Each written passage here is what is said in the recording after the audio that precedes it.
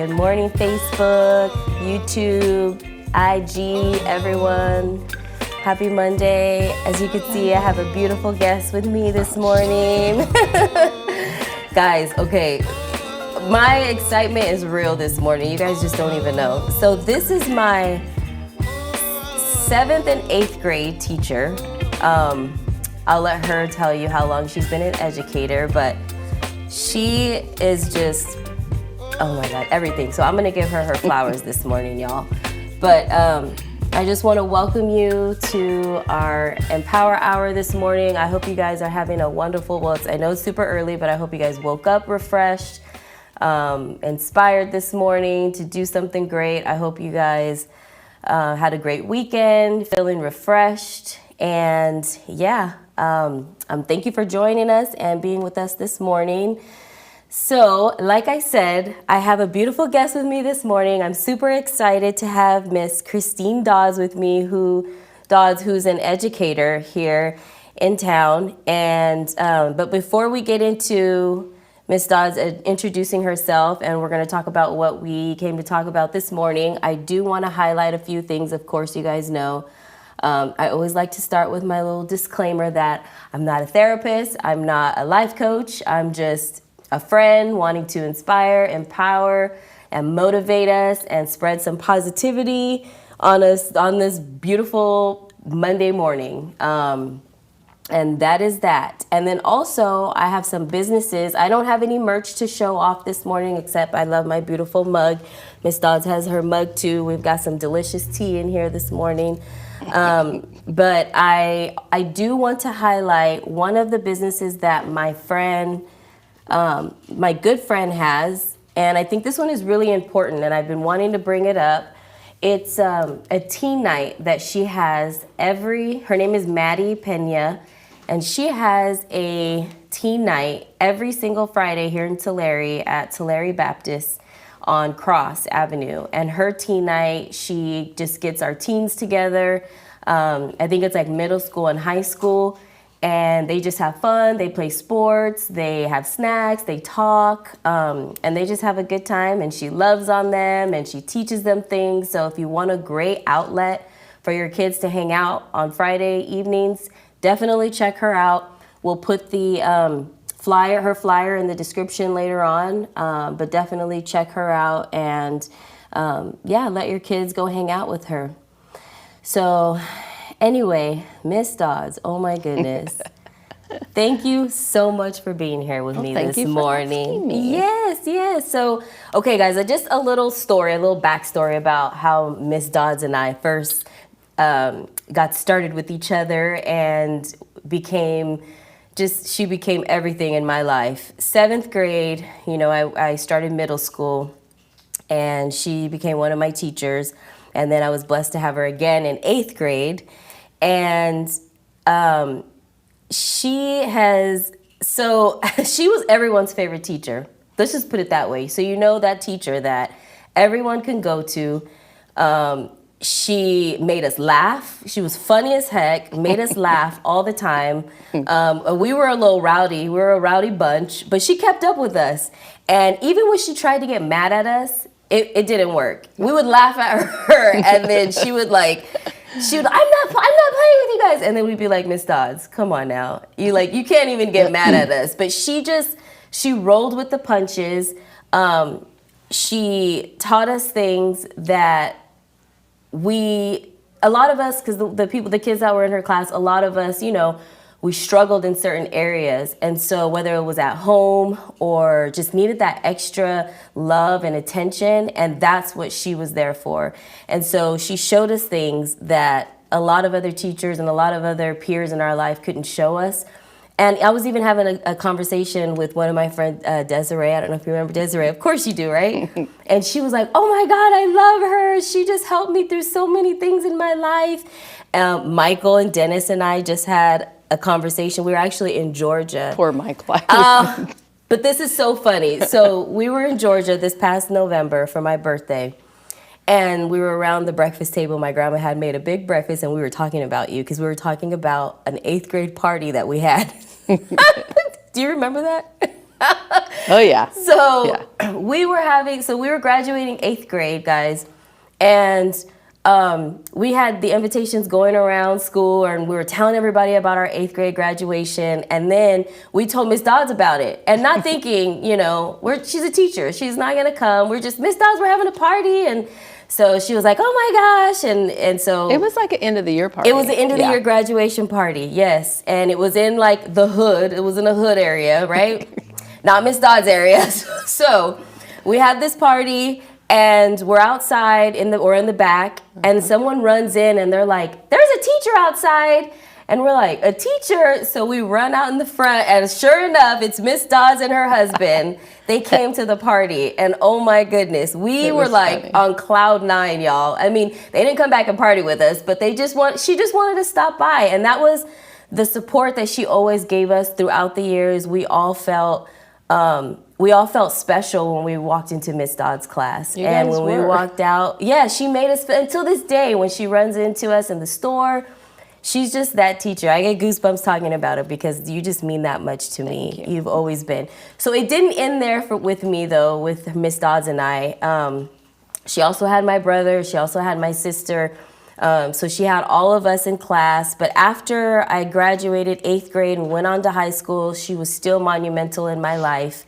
After I graduated high school, I moved away, and we even kept in contact then. So she took me, I'll never forget, I was living down south, and I don't know how I just told her, and she wanted to also see this movie. I think you were reading the book, what was that book? Lion, the Witch, and the Wardrobe, to your class or something like that at the time. So she invited me to on a trip with her and her boys, her sons. We went to Hollywood. She took me to Hollywood, and I had to be about maybe 18 at the time. And she got us a room in Hollywood. It was a big room in Hollywood. She spoiled us. We ate good, and she took us to the theater. What was that? Theater It was El called? Capitan. Yes, it wasn't El just a Capitan. normal theater, guys. I was on Hollywood Boulevard. That was like really one of my first experiences on Hollywood Boulevard. We went to El Capitan Theater. We saw the movie. It was so fun. Well, then they showed you all the props and all this stuff. It was super cool. So nice. Yeah, so every time I pass by that theater, I always think of you, because I'm like, that was my first time there, and Miss Dodds my boys took me. loved it too. They did. Yeah, they had such fun. Well, and they loved you being there too. Oh yeah, they thought that was did. super cute. We meshed. I was like the little stepsister. It was so fun. So yeah. You have to remember though that one of our closest bonds was Michael Jordan. Mm-hmm. Yes. Of course. I almost wore my shoes today. Okay. So Miss Dodds is a huge Jordan fan and a Kobe fan, but she's a fan of the sport. And so that I was obsessed with Jordan in middle school. And we would rock the shoes. She always had shoes and jerseys, and there was one time posters everywhere in her classroom. And I remember there was at school for like Spirit Week, it was dressed like a student, dressed like a teacher, and she dressed like me, and everybody knew it. It was so she had her jersey on and her Jordans. Oh my goodness, Miss Dodds, I love you so much. I love you too. Thank you so much. This is such a special time for me this morning, and I'm so thankful that you're here. So why don't you tell us a little bit about yourself, where you grew up and where you're from, and how long you've been an educator? Well, I grew up in Tulare and married my high school sweetheart. Oh, Mr. Dodds. Mr. Dodds. And but before that, before we got married, I moved to Southern California. Okay. And I lived down in Orange County for a while. I didn't know that. Loved it. Yeah, I did. And I was an executive secretary and for a gal. And I didn't want to be inside. Mm-hmm. I knew. So when we got married, I moved back, and he was done with Washington State, and I went to work for my dad and started back to school. And I got a job as an aide while I was going to school, an instructional aide. And it was it. That was it. I knew. You knew you wanted to be an educator. And so I've been a teacher for 31 years this year. Oh my goodness. Yeah, a few more to go. Oh, But it doesn't seem like, I still have the same instructional aide. Like, she and I started together, and she still works with me. Really? Yeah. So it's like home, you know, you spend a lot of hours, waking hours there. And the kids, they come and go, but they all like take a piece of my heart, you know what I mean? There's just like you know, there's just kids that really stick with you, and I think that's what keeps me going. You know, we've met some amazing people. A calling on your life from God for sure. Absolutely. Because, Absolutely. And it's not like you have a bunch of like your own biological kids. You have 2 boys, right? And how many grandbabies? 3 boys, 3 little baby boys. Oh, 3? And Austin gave you the third one. The third one. Okay. So Shane has 2, and then Austin has 1. Oh. So Shane's son will be 3 in June, and then his other one is going to turn 1. Crew will turn 1 next month. And then Austin's like 3 weeks later turns 1. Oh my goodness, cutest little things too. Yes. So it's not like you have a bunch of your own kids, but you really have my students. Your students go home with me mentally. You know, I wake up getting ready and I'm thinking, oh my God, so and so. You know, I mean, it just doesn't go away.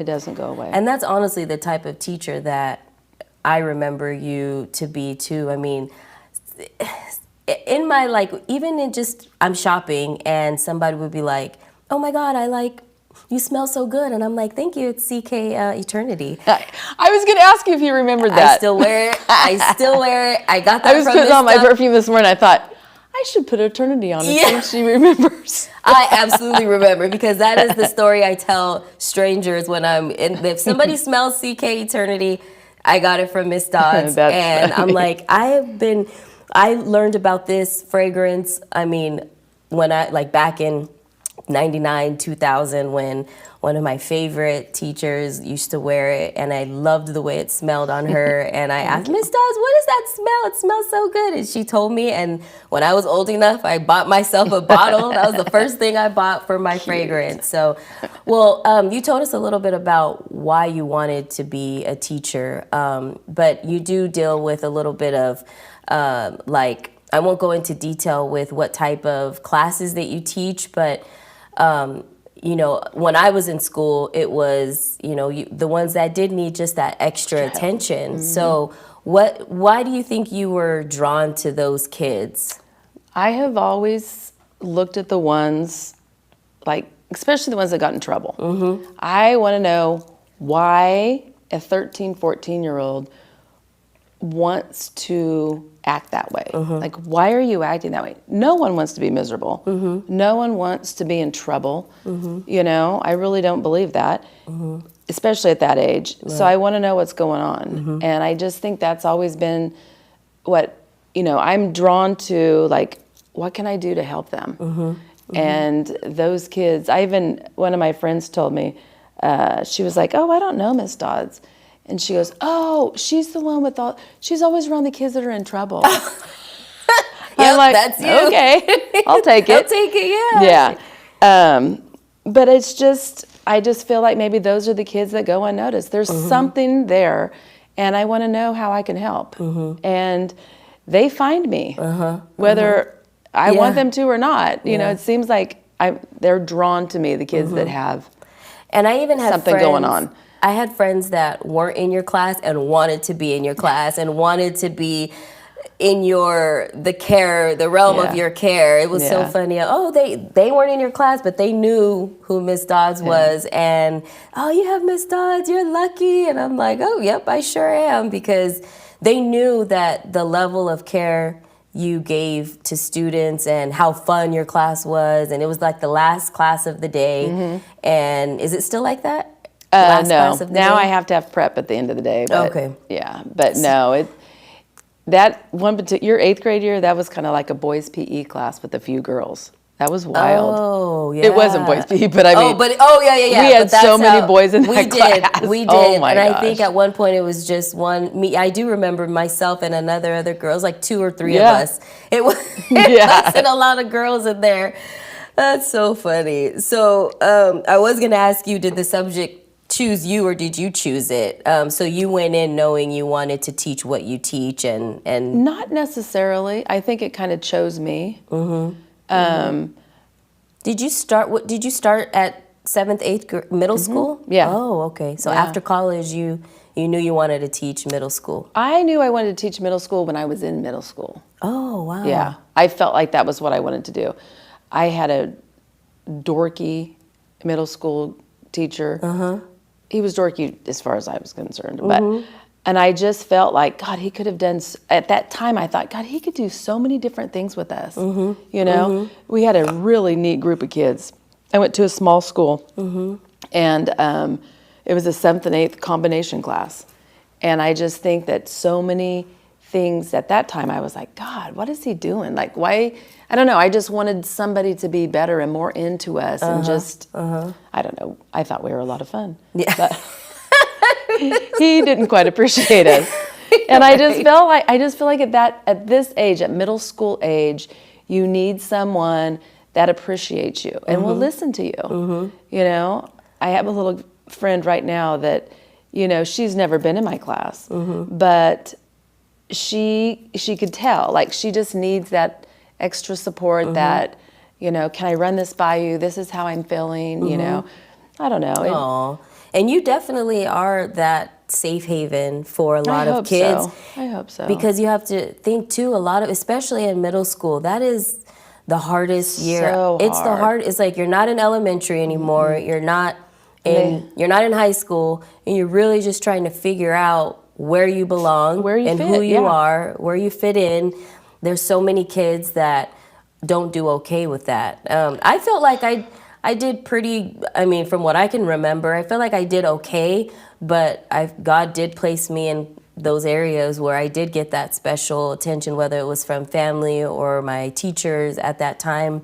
I honestly don't remember. I don't have any experience with any other teacher the way I did with you. Like, I didn't even remember how my classes were in middle school. Yeah. The only class, I mean, I remember Miss Catano. Yes. I remember, of course, Everybody loves Miss Catano. Yes. Science, yes. I remember.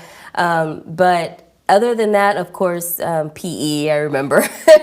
But no other class really affected me the way that your class did. And I really do want to give you your flowers, because I know that a lot of people feel the same way. A lot of people that had you in those years, like I said, my brother, Michael, I mean, we still to this day talk about you all the time when we're in the same setting.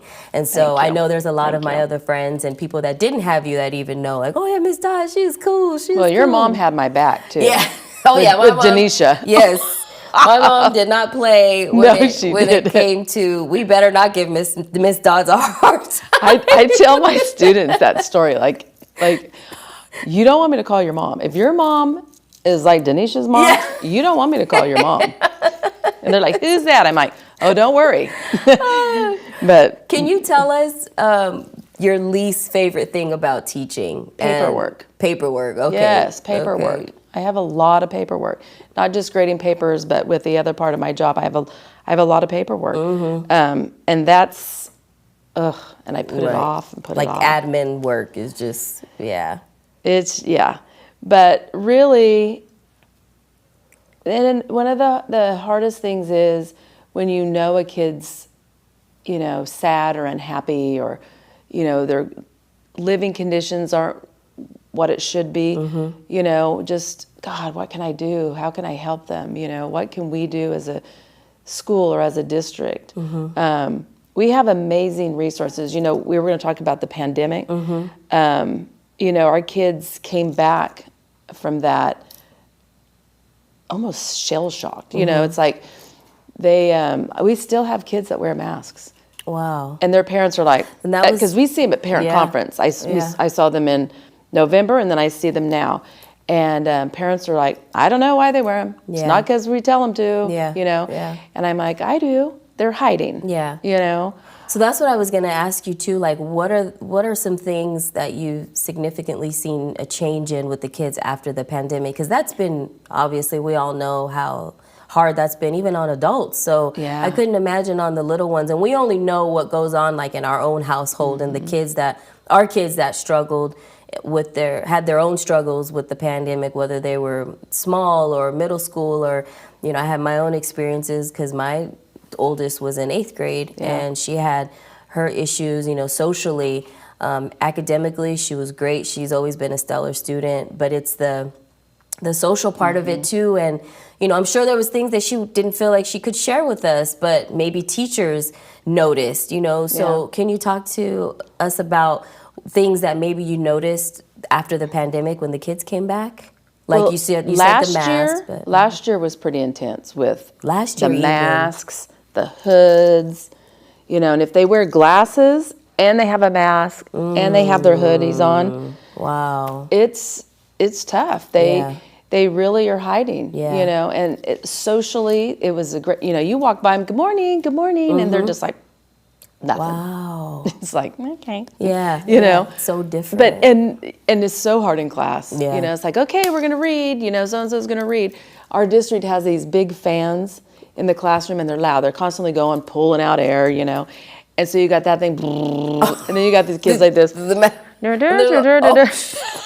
It was very difficult as a teacher. Oh, I bet. But I really feel like they just got comfortable at home. You know what I mean? I think a lot of families appreciated the extra help with little ones. Of course. The kids were comfy. Yeah. And then it's like, we started out, it was nice. They only came back half day. We started it out slow.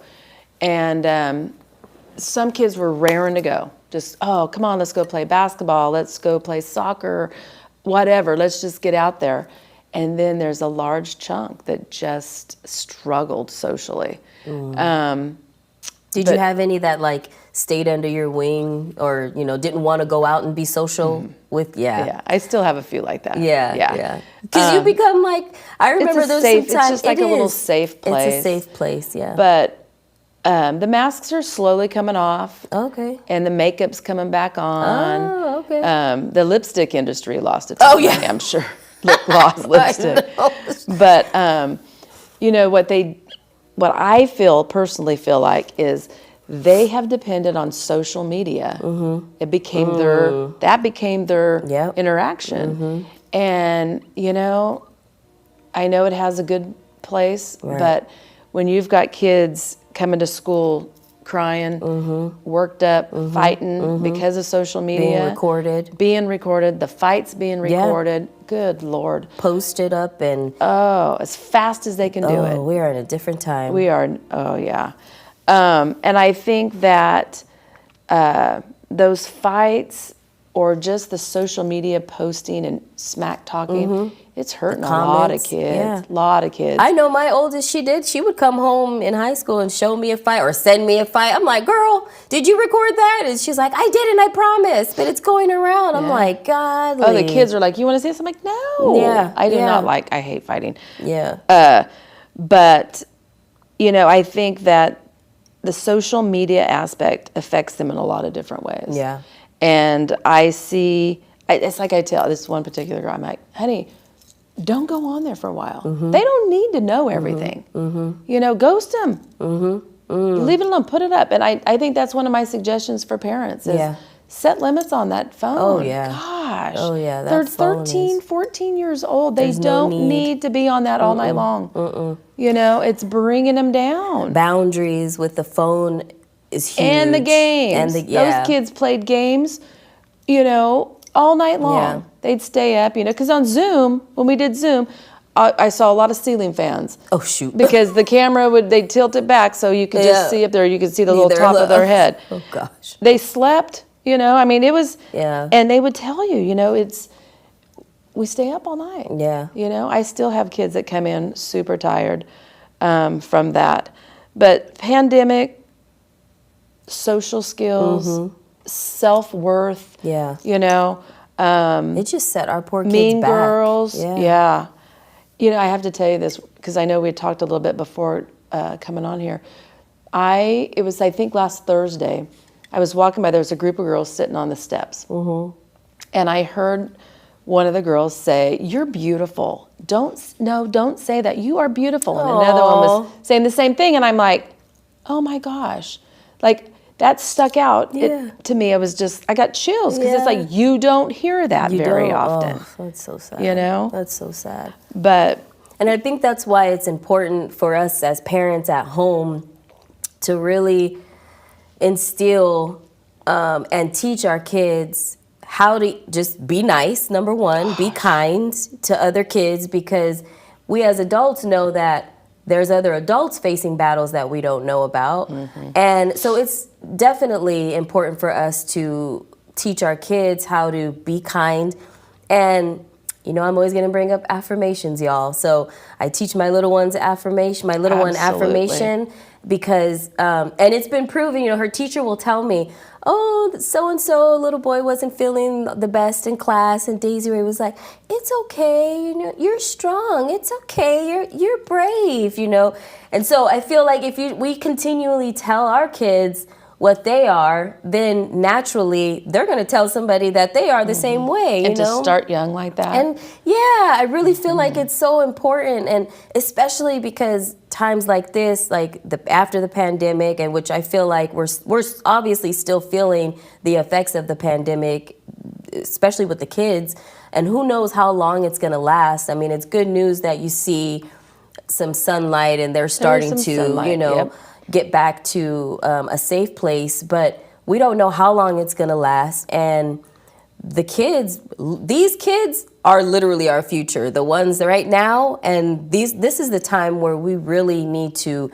build them up, continuously build them up, because they're the ones that are going to they are our future. So that's why I do like to highlight things like teen night on Fridays, because it's with Maddie Pena, because she does an amazing job. She even starts with the littles, as young as 3 years old, with sports. So she teaches the kids all the sports, and she teaches how to be coachable. And she just does an amazing job with that. And so that's why we started things like this, the podcast, because I want to bring on people that talk about sports are so important. They are. And we just have seen a decrease in like baseball.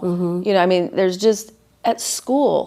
I don't know if you remember, but years back, all those courts were filled. Yeah. Kids playing basketball. Yeah, nobody you just plays don't them. Very rarely. You just don't see it like you used to. Well, we didn't have phones back then. No, so we had pagers, but we didn't have. We didn't have phones we didn't have anything else. And that's what they're doing. They're sitting around, they have their Chromebooks. They get to be on that Chromebook at recess and break, and they're watching things, playing games. We filter a lot of stuff, don't get me wrong. But, that it's just that gaming, that one-on-one, that, I don't know. Yeah. There just has to be limits on it.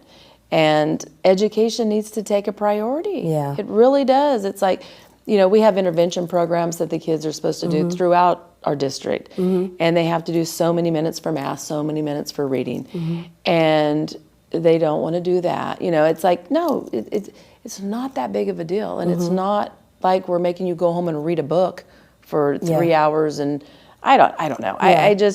It's something that's beneficial. It's been proven to be beneficial. Right. But it's just putting those other things down, spending 20 minutes. You get time at school to do it. Yeah. Do it for 20 minutes at home. A couple days a week. You'll knock it out. Right. It'll help you. Right. And you're telling the kids this, but really it has to start with the parents. It does. It has to start at home. It has to start at home too, that make education a priority, that decide to take the phone and give the phone a curfew for the kids. That was huge in our house. And of course we got so much backlash from her about it, but I'm sorry, you're the boss. If you ain't talking to Jesus at 1 a.m, if Jesus ain't on the main line, there's no reason for you to be on that phone at, and there's 10, not 30, positive things going on. There's not. And a 13, 14-year-old, 12, 13, to have a lot of freedom on social media and Googling things and whatever else, right. It's scary because they're not mature enough to handle the negativity. Yeah. They may think they Adults are. aren't even. No. We're not even. No. Constant negativity coming into our minds, of course. And so now you take these little ones that they're still developing, and mentally and their self-worth. I mean, Oh, I hear it all the time. It's like, why are you so upset? Oh my gosh, I posted this. Let me show you. This is what I posted. And it's like, and they just were saying this and saying that. I said, honey, don't do it. You don't have to post every day. you don't have to read that stuff every day. You don't have to read you don't it. have to be on there. Block them. Yeah. They're just not ready. And they're not ready. I really do tell a lot of parents too, like, stick to your guns, because there's nothing that a 13, 14, even I feel like 16-year-olds don't need on social media. Like, in my opinion, I really feel like it's not a place for kids. Unless they're being monitored right. I obviously created an account for Daisy Ray. She don't know about that account. It's me posting yes. It's me posting, guys, on Daisy Ray's account, Yeah. She knows, like, I'm like, okay, let's do a video, or okay, are we gonna put it on Facebook? She knows what they're called, but she has she's never just scrolling. She's right. only 6.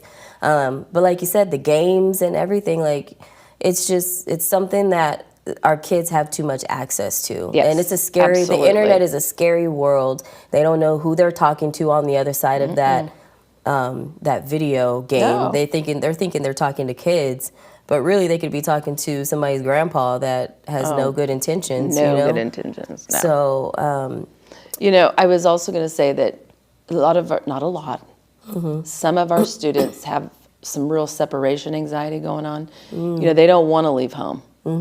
And from last year to this year, we've seen some progress, which is really nice. But we have an amazing support staff too.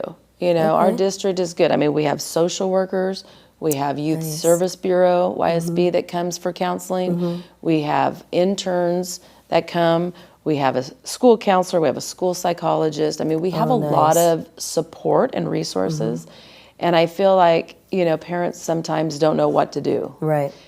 Reach out, and ask. And if somebody's not getting you the answers you need, go to somebody else. Like, don't give up. Don't give up. Yeah. Pay attention to their silence. Pay attention to their fears, because it's affecting them.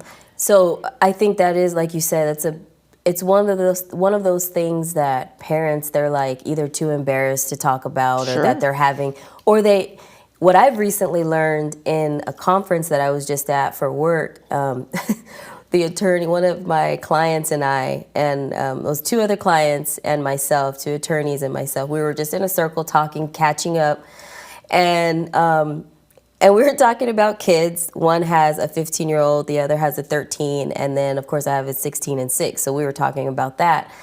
And they were both dads. And so, we were just talking about the difference in raising the children. One is, both of them are up north, and then I'm, of course, here. So we're talking, and then he's, they're sharing all of this that we just talked about, they're struggling with too. And so they're like, I just, the dad's like, I'm just sticking to my guns. And, my kid is thinking he's going to start driving, and I'm not until until his attitude gets better, and it's this and that. But after we were going to finish with our conversation, he goes, but wait, guys, can we keep talking? Because I felt like I was the only one for so long. Like, he just needed to know that he wasn't the only parent that was struggling with their teen. And it was kind of sad. I was like, oh, that's so sad. Like, you're never the only one. We're all going through this. Like, especially after, and we did talk about after the pandemic. I mean, of course, we know that changed so much, but speak up, like, parents speak up and use the education system, because we have a good one here in Tulare County, where, Tulare City, where parents can utilize these resources if they feel like their kids are struggling and, they don't know what to do. Academically, anything, just ask. And honestly, if the first person doesn't get you where you want to go, go to somebody else. Yeah. Keep asking, it's important. They need to know that the parents are supporting them too, Right. And I was going to touch on one thing too, that, during the COVID, we had students that lost parents. Yeah. We've had students that got very sick, and they themselves have been at home going through Zoom still because they can't be at school. So you know, there's a sense of loss for some kids, you know, learning Yeah. to deal with that. And, you know, school, it's like I tell them, you're at school, be a kid. Right. Put everything else aside, just be here, be a kid, and try not to, you know, think about Yeah. the other things, or try not to figure out the answers for everything right now. Just come to school and be a kid. Do you see that a lot where these young ones, they're trying to, or they're put in a situation at home where they have to, you know, be the Parent? yeah, they have to adult. And I know just personally, I know kids where I'm like, they're not allowed to be kids. I know. And I don't think like we really think about that too, how they struggle when they're at home. Yeah. Because I'm sure. Well, you've got parents that lost jobs. Yeah. Parents that are trying to get jobs. You know, parents that are broke down themselves. Yeah. Because they lost a job, or their marriage broke up at that time. Or, Right. you know, I got kids right now that their parents are going through a divorce.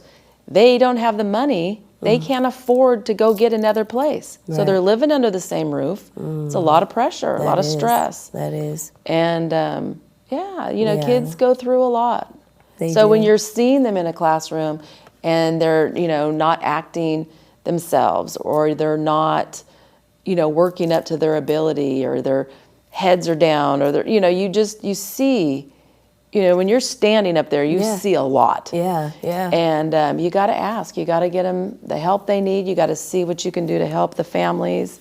Yeah. It takes, what is it they say? It takes a Takes a village. village. Oh, yeah. It really does. Oh, yeah. I know my Social mom, media shouldn't be a part of that village. It shouldn't. It absolutely shouldn't, because honestly, I don't feel like there's nothing good that can come with social media for kids. Is even like kids being influencers. I'm like, they need to be influenced themselves by positivity. Like, you know, if they're gonna have a social media, the parent needs to monitor it, and be the one that's making the post or whatever, because, you know, I know we just want to give our checking kids them. freedom, but they don't And need. they have to have some freedom. I get that. Yeah. But at the same time, when their life is being truly affected by social media, Right. hey, There's the be the answer adult, right there. man. Take it Yep, away. yep. Do something. We're not here to be our kids' friends, in my opinion. You can't. We're not here to be. We're here to parent.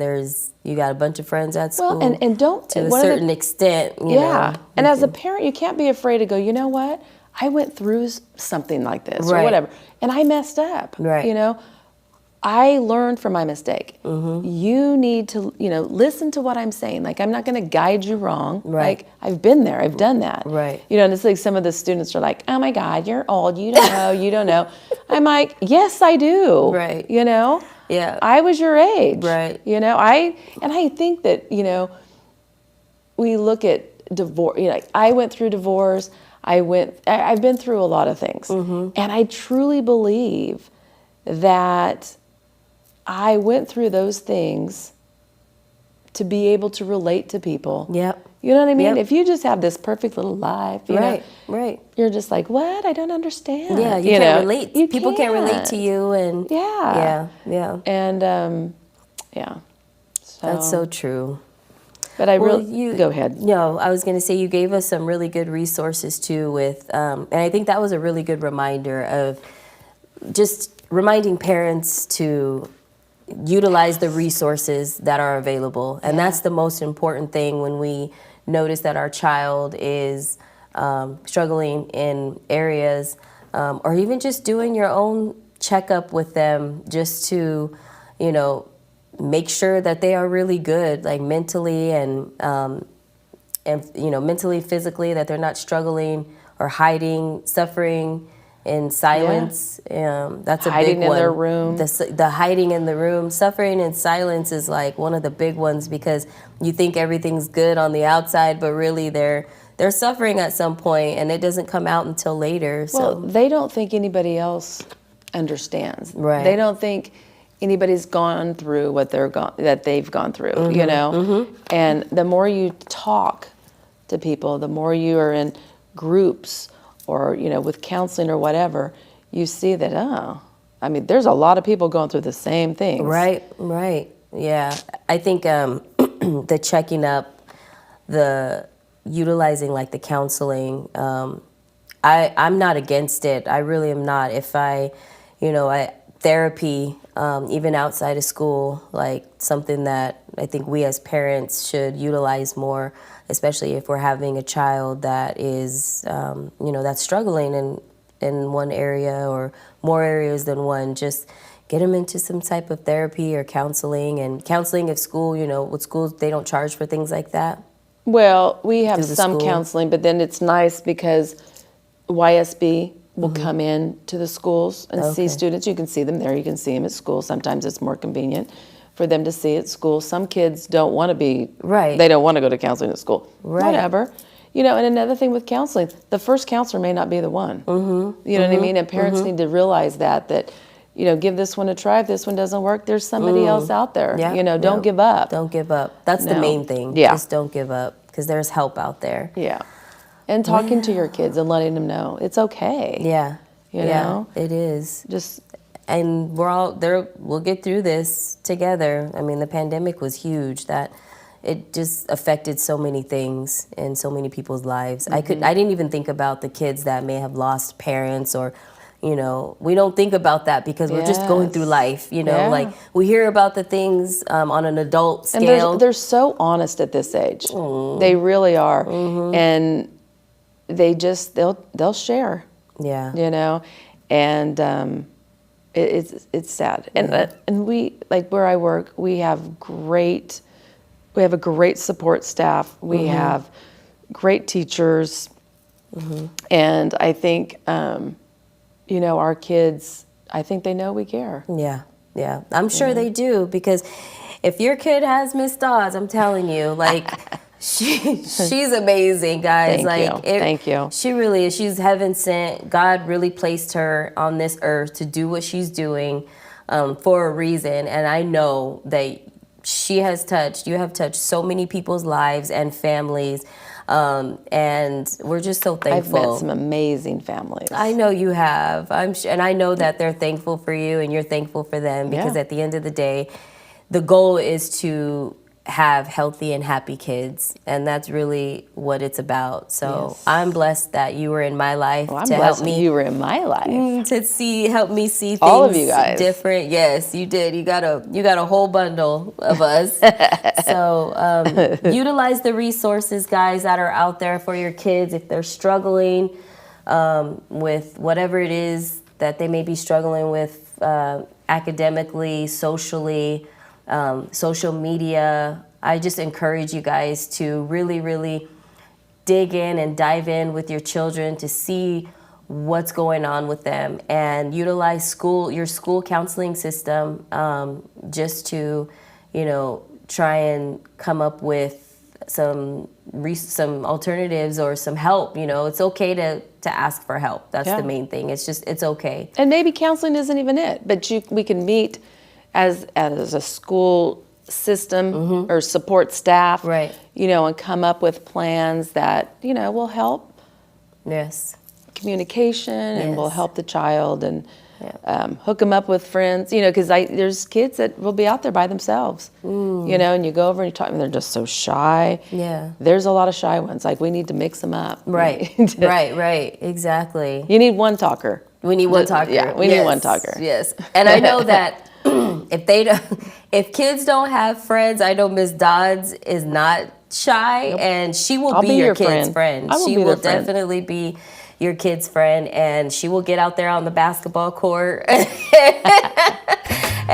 I've seen her do it. That's what I'm saying. I've seen her do it. It's been a while. It's been.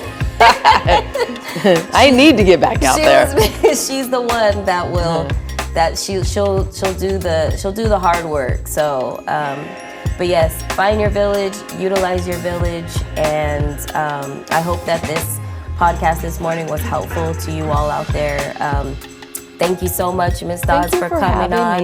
I love you. I love you so much, and hope you guys. I know.